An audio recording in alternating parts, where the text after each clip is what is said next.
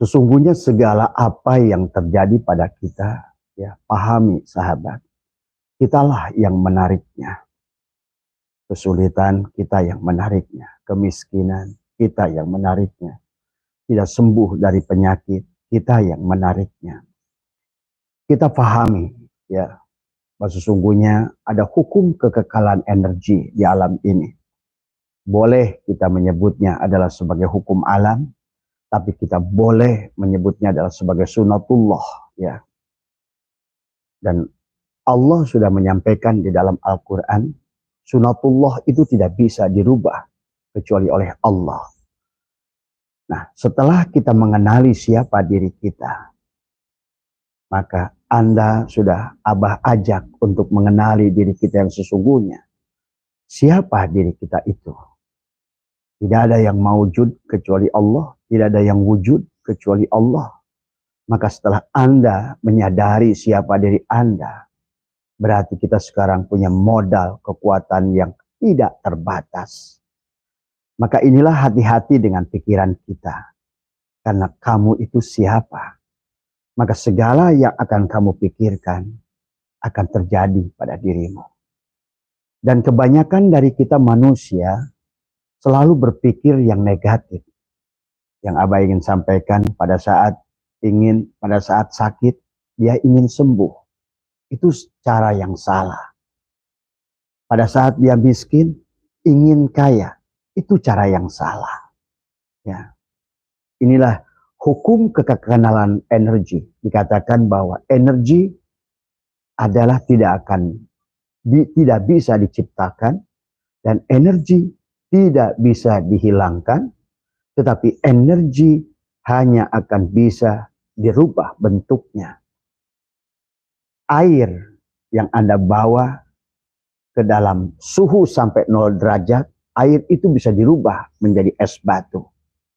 Air pada saat dididihkan sampai 60 atau 80 derajat Celcius, air itu berubah menjadi air panas yang mendidih. Tapi air pada saat dipanaskan pada suhu di atas 120 derajat, maka air itu akan mengembun, ya sahabat. Sublimasi, ya. Maka oleh karena itu, karena di alam ini berlaku hukum sunatullah, maka hukum tarik-menarik akan terjadi pada diri kita. Apalagi tentang setelah engkau kenali siapa dirimu. Berarti engkau adalah merupakan menjadikan orbit kebahagiaanmu. Ataupun engkau adalah menjadikan orbit kesusahanmu. Kau berpikir susah, maka akan menarik kesusahan. Kau berpikir negatif, maka segala apa yang kau pikirkan yang negatif itu akan terjadi pada dirimu. Maka itulah Allah berfirman dalam hadis qudsi, Ana inda dhonni abdi bih. Aku tergantung daripada prasangka hambaku. Maka lebih dari 70 orang yang bertanya kepada Abah, sesungguhnya jawabannya hanya satu. Jawaban yang satu itu adalah bersyukur, ya sahabat. Maka inilah konsep yang Allah berikan, tetapi kadang-kadang kita tidak paham bagaimana yang dimaksud bersyukur. Bersyukur terhadap nikmat yang sudah kita miliki. Bersyukur terhadap nikmat yang sedang kita miliki. Dan bersyukur kepada nikmat yang belum kita miliki. Maka dijelaskan oleh baginda Nabi, syukur dibagi 3. Ada syukur bil lisan, dengan ucapan. Dan hati-hati dengan ucapan. Karena ucapan adalah bentuk energi. Pada saat segala sesuatunya adalah energi. Isi alam ini adalah energi yang tidak terbatas. Yang kita sebut sunatullah. Dan dirimu juga adalah materi yang berasal dari energi. Dan energi hukum kekekalan energi adalah dia tidak bisa diciptakan. Dan dia tidak bisa dimusnahkan. Yang ada hanyalah bisa dirubah bentuk. Seperti air tadi. Sebagaimana energi strum tidak bisa dihilangkan. Yang ada hanya dirubah bentuk. Apakah strum itu berubah menjadi cahaya lampu? Apakah setrum itu berubah menjadi bekunya es pada kulkas? Apakah setrum itu berubah menjadi suara pada radio? Apakah setrum itu berubah bentuk menjadi gambar pada TV? Apakah setrum itu berubah menjadi angin pada kipas angin? Ataukah setrum itu berubah menjadikan beras menjadi nasi pada magicom? Energi adalah tidak bisa dihilangkan. Maka kalau Anda berpikir tentang negatif, Anda miskin. Berarti perasaan miskin itu energi. Anda menderita, maka perasaan menderita itu pun adalah energi. Maka penderitaan itu tidak akan habis selama kita berpikir tentang penderitaan itu. Sakit itu tidak akan sembuh pada saat kita ingin sembuh dari sakit itu, justru sebaliknya. Jadi ini yang harus dipahami tentang hukum kekenalan energi dan hukum tarik-menarik di alam ini, sahabat. Maka ada syukur bil lisan, hati-hati dengan lisan. Syukur bil qalbi adalah syukur dengan hati. Kita harus mampu adalah bagaimana mengenali siapa diri kita dan apa yang datang pada kita. Mampulah melihat Allah dalam setiap proses. Anda boleh ingin sesuatu, tapi jangan dipikirkan oleh Anda caranya. Inginkan, lepaskan. Karena menginginkan itu adalah energi. Kemudian lepaskan. Jangan dipikirkan bagaimana caranya saya mendapatkan uang 1 miliar. Biarkan cara itu urusan dia. Tapi yang kau inginkan, lepaskan dari semua. Ya. Nah inilah pada kesempatan ini Abah dan Abah percaya semua juga sudah paham firman Allahnya dan sering diucapkan oleh para ustadz-ustadz, para kiai-kiai, para da'i. Tapi bagaimana mengaplikasikannya, inilah yang tidak dipahami. Mudah mengucapkan wa idh ta'adzana rabbukum la in syakartum la ajidannakum wa la in kafartum inna azabi lasyadid. Kalau makna secara mantuknya, lurusnya, ketika Allah memaklumkan wa idh ta'adzana rabbukum la in syakartum, siapa yang bersyukur la azidannakum, maka dia akan ditambahkan. Wa la in kafartum, ketika dia menolak, tidak berlaku syukur, begitu. Ya. Inna azabi lasyadid, maka akan ada siksa yang pedih. Apa itu siksa yang pedih? Pada saat datang segala sesuatu pada Anda, katakanlah Anda sakit, dan Anda kufur kepada sakit itu, maka azabnya adalah tidak datangnya sembuh. Maka mafhum ayat ini sahabat sangat luas. Maka aplikasi syukur itu luar biasa. Maka tadi ada syukur bil lisan, syukur bil qalbi. Yang penting adalah syukur al-jawari. Diaplikasikan tadi semua. Rasa syukur kita. Syukur itu adalah rasa berkelimpahan. Maka inilah baginda Nabi pernah bersabda bahwa aku diutus ke alam dunia ini bukan untuk merusak dan bukan untuk melaknat. Maka jangan pernah kita melaknat apapun yang datang pada diri kita. Percayalah, Abah sering katakan bahwa hampir 80% apa yang terjadi pada kita setiap hari, segala perkara yang tidak kita sukai. Tapi mengertikah kita kenapa yang datang itu adalah perkara yang tidak kita sukai? Karena Allah menunggumu di tempat yang kau tidak sukai. Engkau sakit, pasti engkau tidak sukai. Engkau tidak punya uang, pasti tidak engkau sukai. Engkau banyak masalah, pasti tidak engkau sukai. Dan dia menunggu kita di tempat yang tidak kita sukai. Maka dalam hidup itu sahabat, ada kebaikan, ini kebaikan, ada keburukan. Maka di tengahnya adalah ada kesadaran. Pada saat orang yang sudah mengerti kata syukur, pada saat dia melakukan kebaikan, jangan terjebak di dalam kebaikan segera kembalikan kepada kesadaran. Karena kebaikan yang tidak disertai kesadaran akan melahirkan kesombongan dan ujub yang akhirnya kebaikan itu akan punah, akan hilang.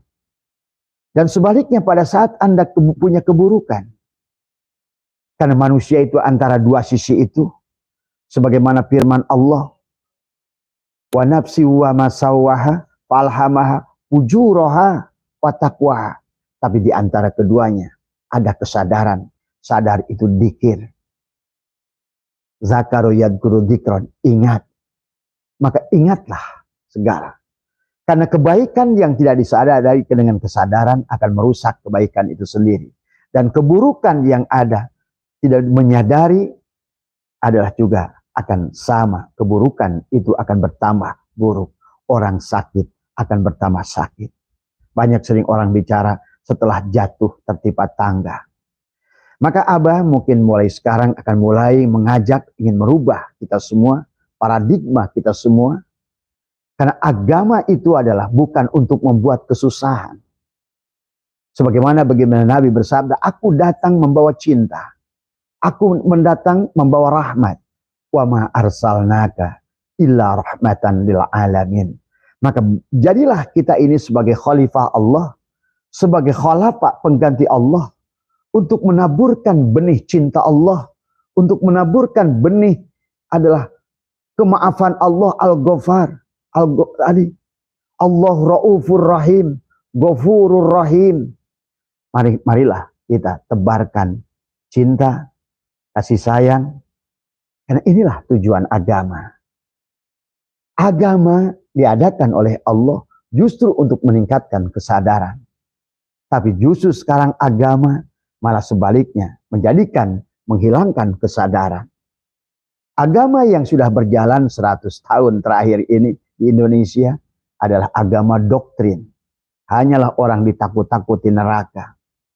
Hanya tentang keburukan-keburukan. Maka ini kita harus rubah. Karena kita adalah energi. Ucapan kita adalah energi. Ingat, ucapan kita adalah energi. Maka energi tidak akan hilang, hanya akan berubah bentuk. Maka mari kita rubah bentuknya. Karena energi, hukum sunnatullah, maka kata Allah, tilka sunnatullah, walan tajida li sunnatillahi tabdila. Inilah sunnatullah.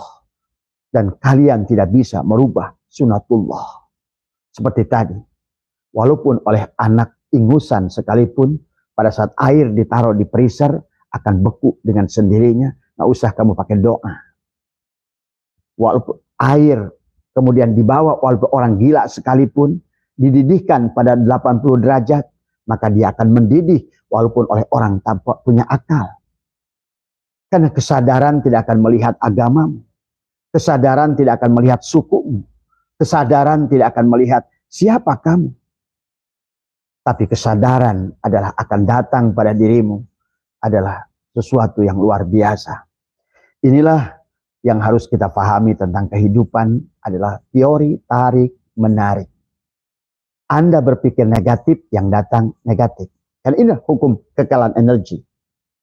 Kamu berpikir negatif, yang datang negatif. Maka Abah sering katakan, hati-hati dengan apa yang ada di hatimu. Karena apa yang ada di hati kita akan menjadi pikiran pada kita.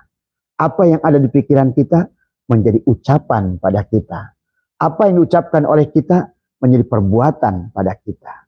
Apa yang diperbuat oleh kita menjadi nasib kepada kita. Berarti Allah berfirman, wala tansa nasibaka minad dunya. Nasib itu bisa dirubah. Dan adapun takdir yang Allah tentukan tergantung daripada apa yang kau pikirkan. Hati-hati. Karena kamu ini siapa? Kan kita sudah kenal. Mas Bambang, Mas Ridwan, Bang Dodi, semua teman sahabat Abah dimanapun berada. Kita ini siapa? Maka hati-hati dengan pikiran kita. Hati-hati dengan ucapan kita. Karena kita akan membawa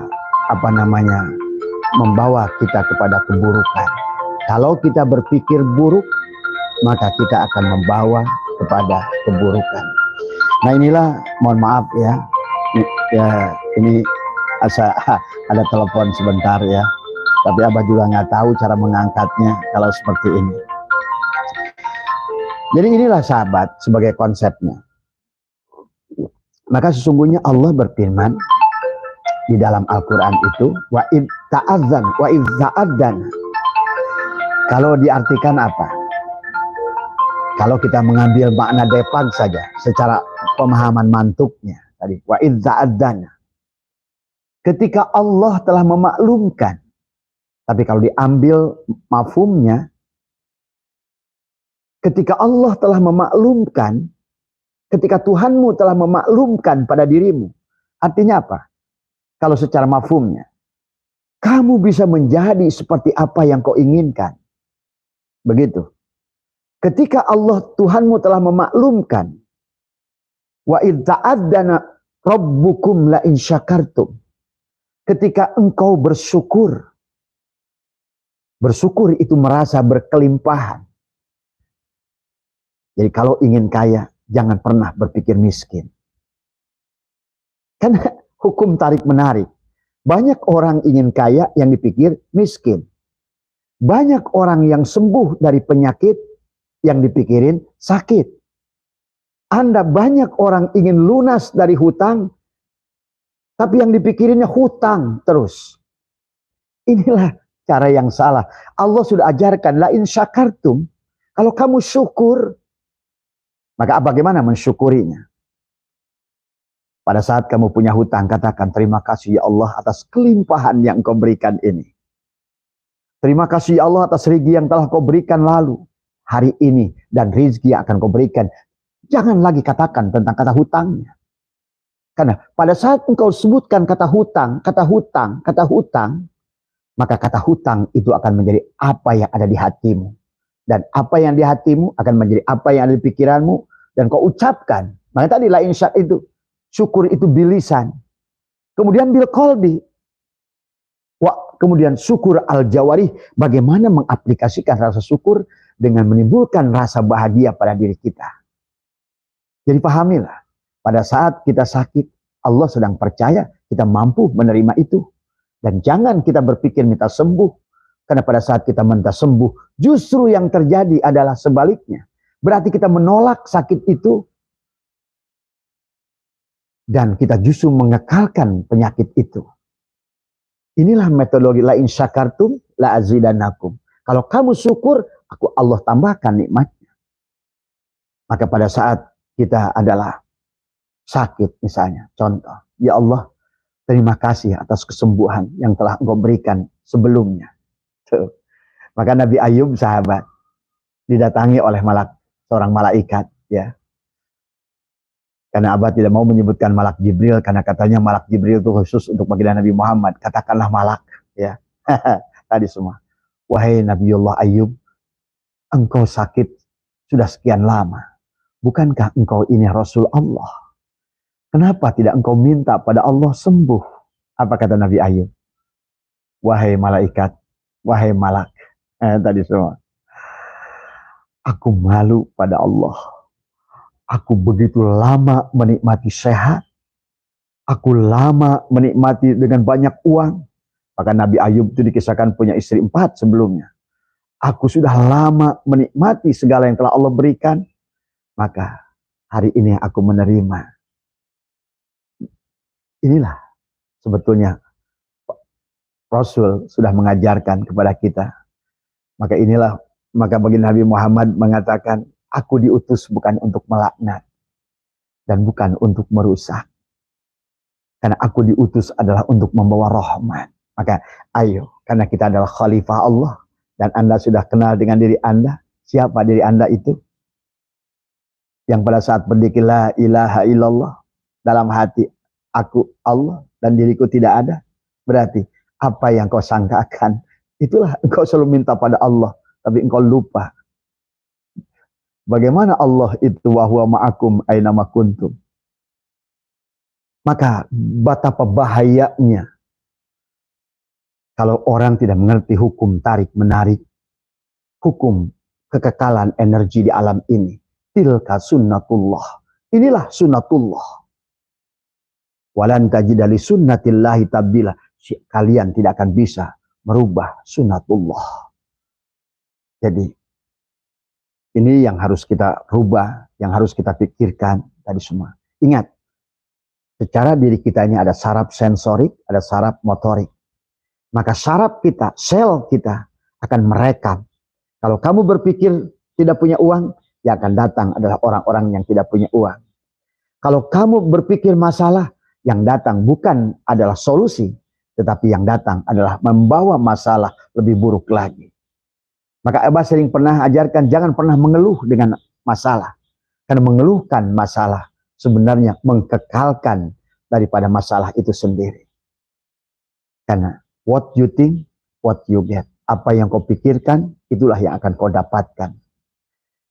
Abah sering katakan sahabat, doa yang kalian katakan, ya Allah, tidak akan ada dampaknya pada dirimu. Karena doa itu tentang melepaskan energi. Melepaskan energi. Karena kita adalah materi yang telah berubah menjadi energi yang telah berubah jadi materi. Tapi hakikat diri kita adalah energi. Energi itu kan cahaya. Ruh kita Nur Muhammad. Jasad kita pun Nur Muhammad. Ingat betapa bahayanya manusia. Kalau seandainya tidak mengenal kepada dirinya. Sehingga dia akan terjebak di dalam wala in kafartum inna azabi lasadid. Itulah adab yang pedih itu. Pada saat engkau sakit, berpikir sembuh, nambah sakitnya. Pada saat engkau berpikir negatif, maka datanglah yang negatif. Itulah wala in kafartum inna azabi lasadid. Semua. Ya. Coba rasakan adalah pada saat kita bersodakoh. Melepaskan energi. Karena uang juga energi. Pada saat kita lepaskan, maka sesungguhnya di situ ada bahagia. Jadi bahagia itu bukan menerima sebenarnya, tapi memberi, melepaskan energi. Tadi semua. Maka jangan pernah menjadi orang yang ingin selalu diberi. Inilah bahasa Toma dan inilah penyakit para ustadz, para kiai akhir zaman. Di otaknya itu tinggal siapa yang memberi, jemaah mana yang mau memberi. Bahkan direkayasa berbagai hal-hal yang menakutkan untuk dia datang pemberian. Ini sudah luar biasa. Abah sudah bahas tentang rizki maksum, rizki madmun, rizki mamluk, ada rizki mau'ud. Sesungguhnya ada rizki mau'ud dari Allah.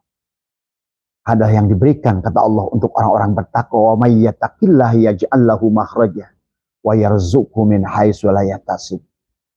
Allah akan memberimu dari pintu yang tidak kau tadi. Selama kau berpikir positif, yang ditarik positif. Tidak punya uang itu energi. Ketakutan tidak punya uang juga energi. Ingat itu. Ketakutan tidak punya uang energi. Dan energi itu tidak akan hilang. Maka pada saat kita selalu takut tidak punya uang, maka yang datang adalah tidak punya uang. Dan kata Allah, anna indadzani abdi. Aku tergantung prasangka hambaku. Maka mari kita rilis. Doa bukan untuk meminta. Doa itu adalah vibrasi. Doa itu melepaskan energi. Adalah tadi semua. Dan ingatlah. Abah katakan 70-80% dalam kehidupan kita adalah perkara-perkara yang tidak kita sukai. Tetapi manusia tidak mengerti. Di balik yang tidak kita sukai itu. Justru disitulah Allah menunggu kita. Pahami itu ya sahabat. Kenapa banyak persoalan yang datang pada kita itu tidak sesuai dengan hawa nafsu kita? Karena dia menunggu di sisi itu.